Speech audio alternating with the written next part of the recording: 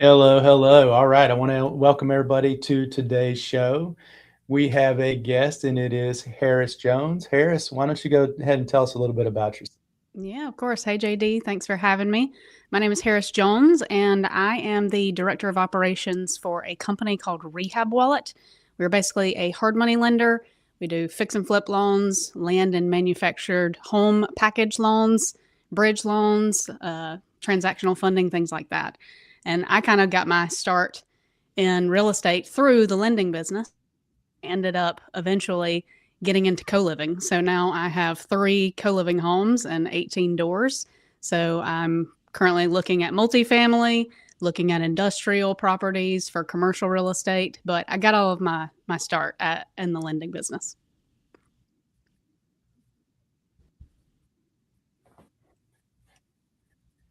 All right, I'm having a little bit of echo here, but I'm going to attempt. Did you hear two voices there at the same time? Or are you good? I can't I can only hear my own voice. I can hear you too, but I'm not hearing an echo. Okay.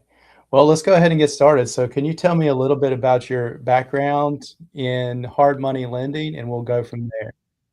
Yeah, so in 2020, I was actually in software engineering. So I went to Clemson University for computer science, and I left Clemson University, started an internship. I basically was building web apps for a company called Beck Digital and Fuel Digital Marketing and Branding in the upstate of South Carolina.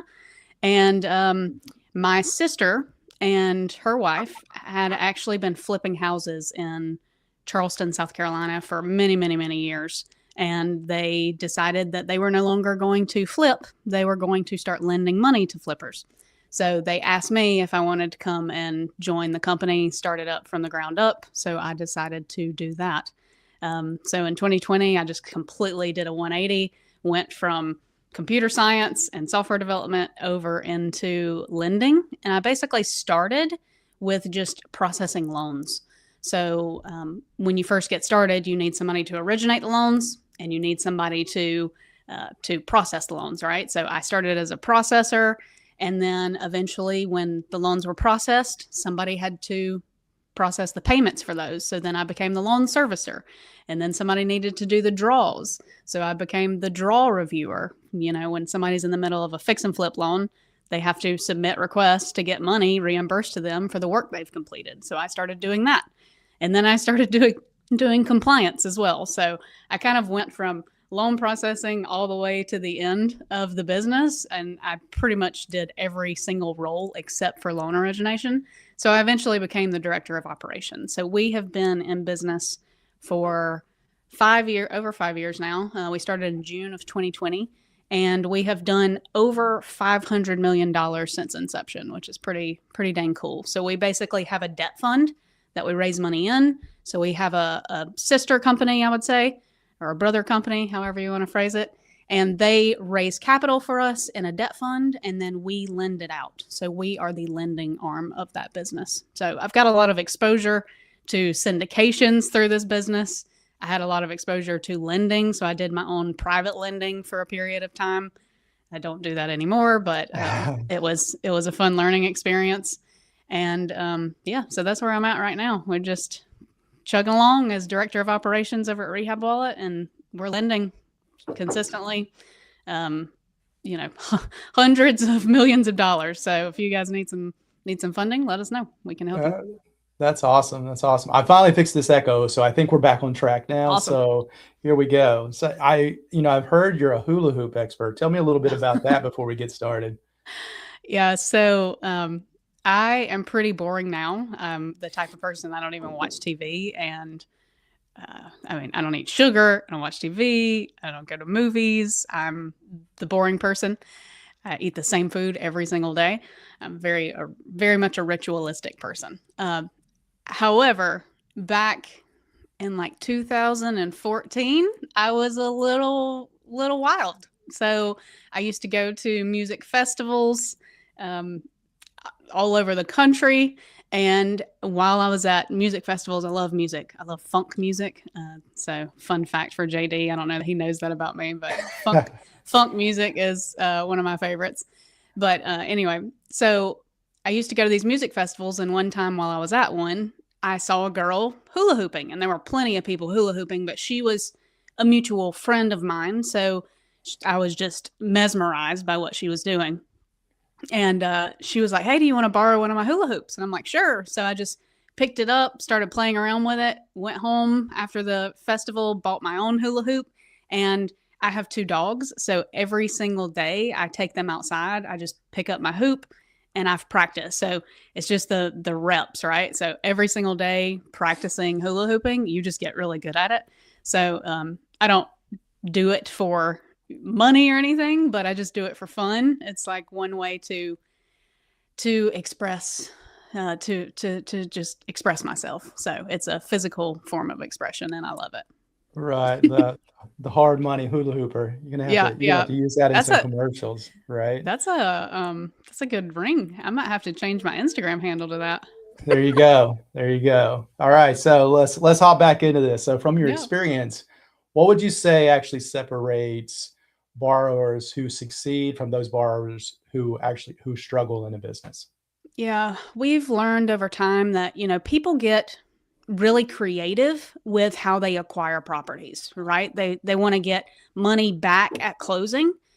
So maybe they're getting some sort of seller credit. Maybe they're doing something creative like an invoice authorization. And we have to watch for things like that because people will start making money when they buy properties rather than when they sell properties. So you have to kind of monitor people and make sure that they're not over leveraging themselves and getting into a bad situation.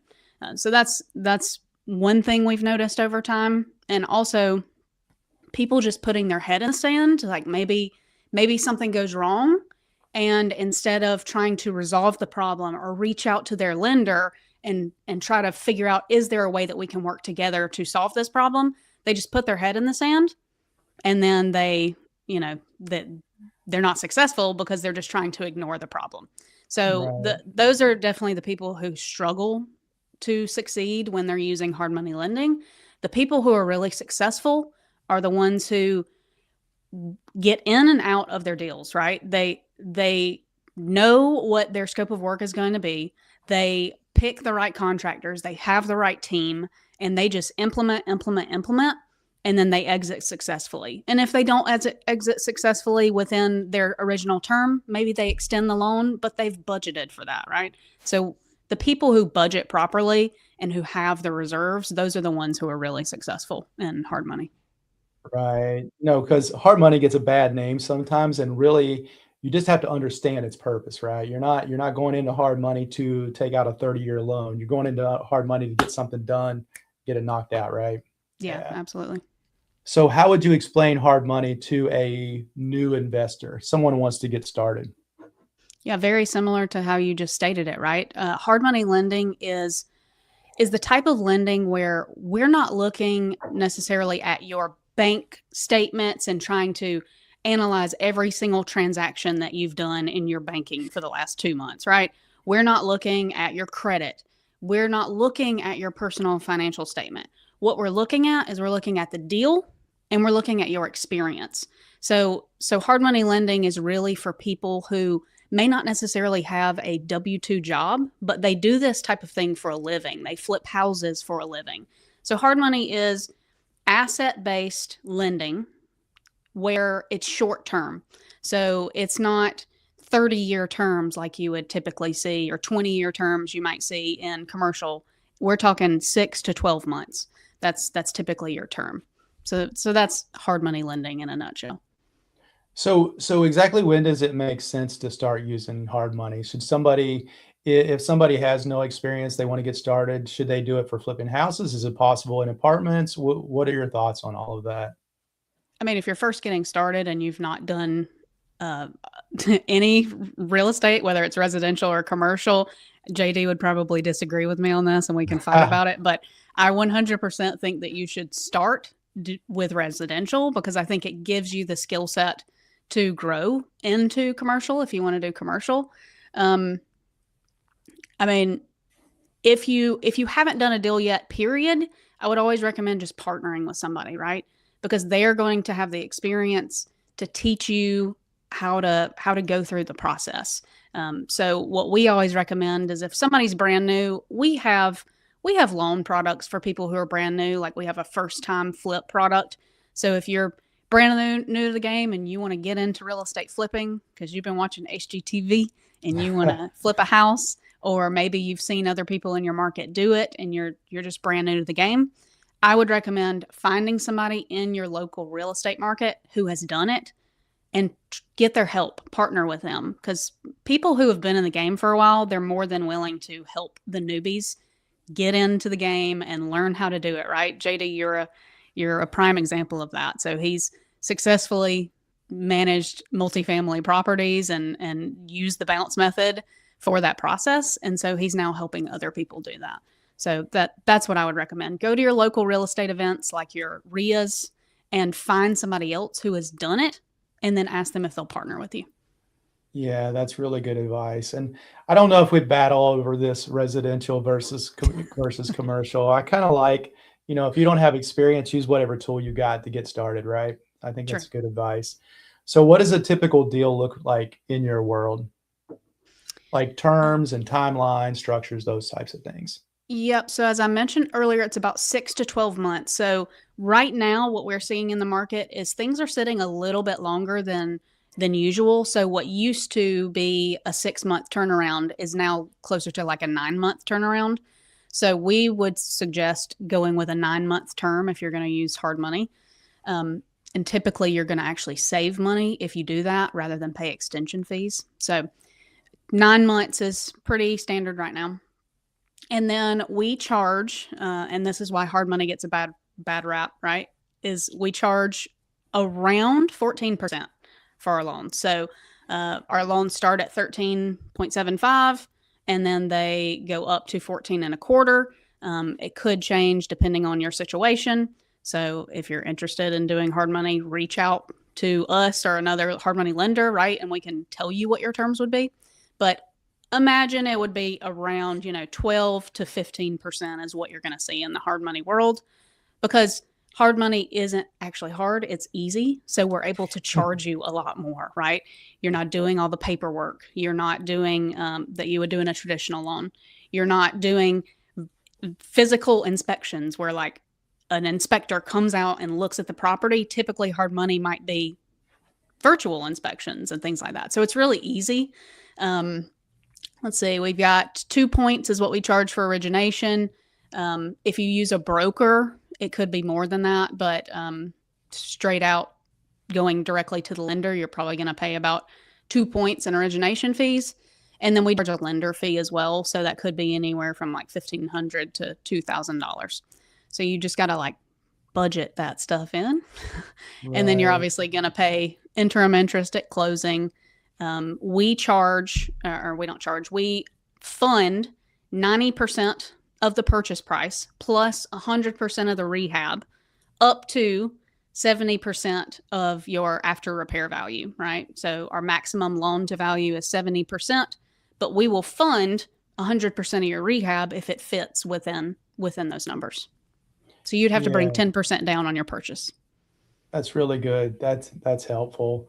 And I kind of like that hard money is easy. That was a nice little quote you threw out there. So, all right. So when you got a borrower coming in, how are you evaluating the borrower? Like, are you looking at the deal itself? Are you looking at the borrower? What exactly is your process to figure out if you're going to lend them the money? Yeah, well, we do actually do a check to make sure that they haven't had any fraudulent activity like mortgage fraud in the past, things like that. So if you're naughty pants, just don't even try. We'll catch you. Naughty pants. Um, yeah, we look at their experience. So what we'll ask for is their schedule of REO. So what properties have you owned in the past, or what properties do you currently own, and show us how those deals went, right? And if you've exited those deals, show us where you've exited them with a settlement statement. So we just want to see that you've completed deals, whether it was a single, like it was you as the only member of that partner of that deal, or if you were in a partnership, right? We just want to see that you've completed some deals. And then we also look to make sure that you have some reserves, right? Because we don't want you to get in a bad situation, just as you don't want to get in a bad situation.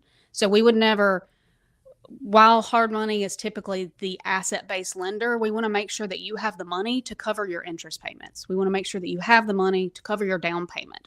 Because if you get in a bad situation where you can't afford your interest payment, then fees start to accrue and your loan might get accelerated, and that's no good for anybody, because some lenders are in the business of taking properties back. We're not in the business of taking properties back. So I guess overall, we're looking at your experience and from a borrower perspective, right? How are we evaluating the borrower? We're making sure that you haven't had any bankruptcies, things like that in the past. Then we're making sure that you don't have any fraud on your record, making sure you have the reserves, and making sure you have the experience. And then obviously, we want to make sure that the property is a property we would want to take back too. So we look at the property as well. Is the property in a desirable neighborhood? Is the property value actually what you think it's going to be when the renovation is done? So we're looking at those types of things. Yeah, that's really good information. Let's go ahead. So, what are some of the risks that you see with people that borrow through you guys? And do you have any stories, without tossing out any names here? Do you have any stories where someone wasn't successful and why? Yeah, there's one that sticks out in my mind, which was actually it was a fascinating thing that happened with the very first property that we ever had to take back. It was located in Georgia, and it was a historic home, and the borrowers were so dead set on refinancing this loan or refinancing this property, right? They wanted to get out of our loan and get another long-term loan, but they just could not refinance. They didn't have the banking to do that because and this is another reason why people get stuck sometimes with hard money is they think, okay, I'll get in and get out with hard money. But if your plan is to refinance, you have to qualify for a refinance, right? They're going to check your credit. They're going to check all of these things that you may or may not have. So you have to make sure if you're refinancing that you qualify to actually get that refinance. But anyway, this borrower is dead set on refinancing. And we're like, you don't qualify to refinance. You have got to list this property on the market, because there was tons of equity, but they just weren't willing to list it. And it goes back to pulling your head out of the sand, right? Talk to your lender, figure out what the solution is, and don't be afraid to switch up your exit strategy, because your exit strategy may not work when you're actually ready to exit. So in this particular case, we ended up taking that property back, and we listed the property, sold it on market, and we made a major profit for our investors. So had they done the same thing, they would have made money, but they lost all the down payment they put in because they were unwilling to change their exit strategy. So that was definitely a strange experience. That's a tough story. That's one of the things I always talk about is make sure you know your exit in the very beginning. Yeah. So, and if you don't, or if things happen, you're right. You got to get your head out of the sand, right? Or you're going to get in trouble. So how would someone with limited capital get started in this business? What would be your advice for that? So if they're wanting to flip specifically, again, I would probably say partner up with somebody who's done it before, and you put in the sweat equity. You are the boots on the ground person, because everybody brings something to the table, right? Some guys who have been doing this for a long time, they don't want to be the boots on the ground. They just want to put their money into it. They want to be more passive. So you could be that person to solve that problem for them. You come in and you say, I'll manage the renovation. I'll, go do the due diligence stuff, like going to inspect the property, making sure everybody has access to the property, manage the contractors, all that stuff that more experienced people don't necessarily want to deal with. You can do that, and then you can get some equity in that deal, right? In addition, there are ways to get into the game passively. So for example, we just recently launched, it's a Reg A fund, for anybody who's familiar with the SEC, but you don't have to be, You don't have to be accredited to invest in things like that. And that's kind of how I got started, right? Is I was lending obviously through Rehab Wallet, and I did a little bit of private lending myself and learned the game that way.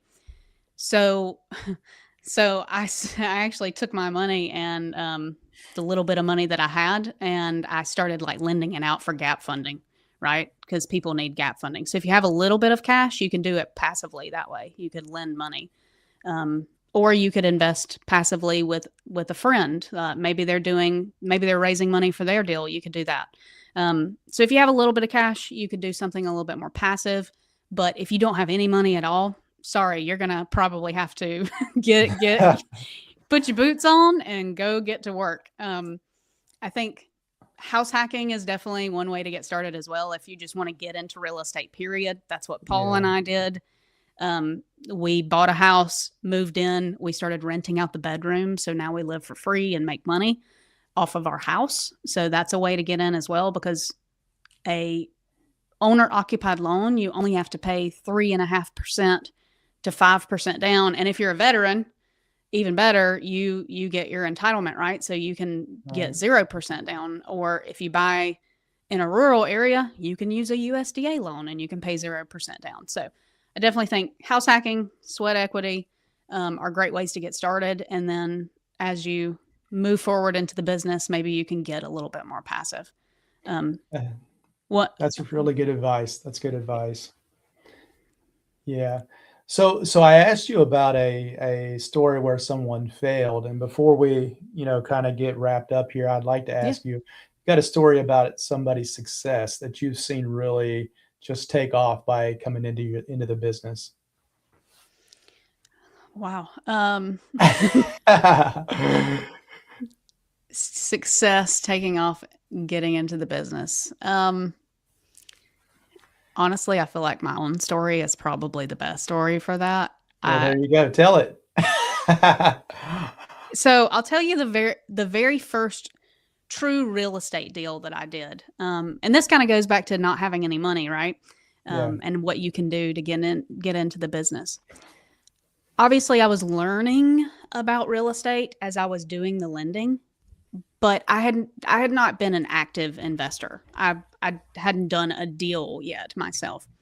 So I was on Facebook one day, and a previous colleague that I had worked with had posted that she was struggling to make her mortgage payments, and she was going to lose her home if something didn't change. So I reached out to her just wanting to help because I had known her previously. And we told her, you could probably list your property on market, because she lived in, have you ever seen one of those old mill houses that have like these beautiful brick buildings that have like floor to ceiling windows, those beautiful old mill houses? Yeah, those are nice. I like those. It was a condo. It was a condo, and it was beautiful, and it was a really nice area. But she had medical issues, and she couldn't really get around her property, and she had just kind of let it go. And she had repairs that she needed done to the house. And we were like, you can try to list it on the market, but an agent may not be willing to list it on the market. Who knows, right? So she tried to list it on the market and couldn't get it listed. So she called us back. She called me back and said, I can't get it listed. Can you help me? So I found, actually, I will say I found somebody, but I reached out to my sister and her wife because they had been doing flips for years and years and years. And I said, hey, can we help her in some way or another? So what we ended up doing is we bought her property subject to the existing financing, right? So we left the loan in her name, the previous owner's name. We gave her money to vacate the property, and she was happy because she was able to go find a different place, get in a better situation. She actually became a digital nomad after that, which is pretty incredible. It's like her life completely changed. So we gave her money to vacate, and we took over that loan, flipped the property. All we did was clean it out. We painted, we added carpet, we fixed the small repair things that needed to be fixed, and we put it back on the market, and we literally made $100,000 on that one deal, and then we split the money. So I did all the work, and they brought the money, and then we split that $100,000. So the seller got what she needed, and she had a much better life after that. I got what I needed, and then my partners got what they needed. So it was a really great way for me to get in the game, and that's what allowed me to start lending my own money, because at that point I hadn't had any money until then, right? So I started making Yeah, that 50,000 and started lending it out, and then it just compounded and compounded and compounded. So that was that's a great. incredible start to my to my real estate journey. Yeah, you hopped in there and used the Pace Morby sub two method, didn't you? I I like did. that. I like it. I So did. we've got some questions hopping up here. We got Vikram who says, "What's your outlook on real estate market currently from interest rate financing standpoint?" Got any thoughts on that?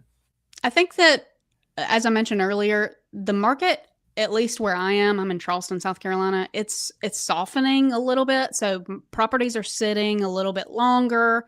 Um, you might be able to actually make better, lower offers than what people are asking. So that's what we're seeing in our market right now. In terms of interest rates, my other half is a mortgage lender, and the last time he checked, I think it was like in the low sixes as where the rates are right now. But that's obviously for if you're doing more traditional lending versus hard money is going to be a lot higher than that. But what some of the cool I, things that we're seeing too is, I mentioned this earlier, but we offer a land and manufactured home product. So basically, you can buy a piece of land, you can place a manufactured home on it, and then you can sell it and make money. So another thing that we're noticing is people are leaning away from like the the the houses that are like 300 to $500,000, and they're either going millions, like the price point in the millions are selling, or the price points that are really low are selling. So these good old country boys, they just want like a piece of land with a manufactured home on it.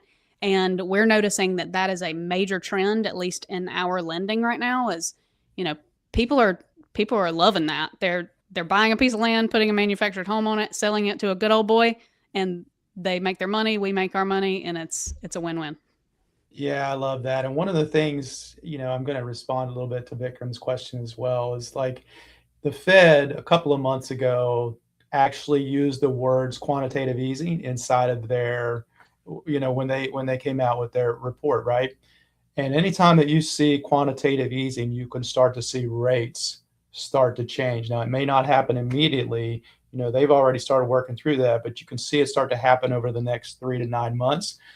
100% feel like it's about time to start buying. If you're not buying, you're out of the game. It's going to pass you by really quickly. We got another question here, Lisa. How much money to vacate? I assume we're going back to the story you were telling. So, you got any thoughts on that? Yeah, we actually gave her two deposits, I guess you would call it. So we gave her money at the beginning when we first made the purchase, and we allowed her to stay in the property until she got her stuff out. And then what we did is we did an escrow holdback. So the money to vacate came later when she actually vacated, and we already own the house. So we weren't going to pay her until she vacated. So I think the upfront money was around 20, if I remember correctly. This was a long time ago.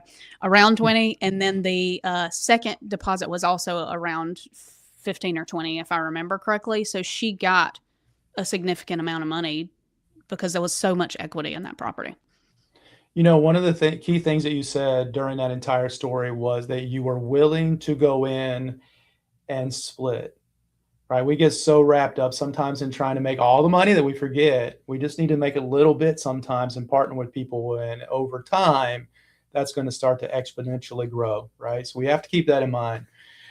Are there any parting thoughts, Harris, that you may have? Anything, any hula hoop stories you want to tell? Anything that you would like to share before we close this out today? One last thing you just reminded me of is my managing partner, the one who originated and founded the company. She says this a lot, which is, a portion of a watermelon is greater than a whole grape, right? So Mhm. if you're splitting a really really big deal, you're probably making more money than if you're just doing one deal by yourself. So don't be afraid to get a big deal and split it with other partners. Yeah, it's great advice. Great advice. Hey, I want to thank everybody for joining today. Harris has been a great guest. I think you've answered a lot of questions. You can even see, Vikram's thanking you. And yeah, we'll be here every Monday and Wednesday. I hope you all have a great day and come see the Balance Method. Talk to Yeah. y'all later. Thank you so much. Thanks for having me, JD. You're welcome.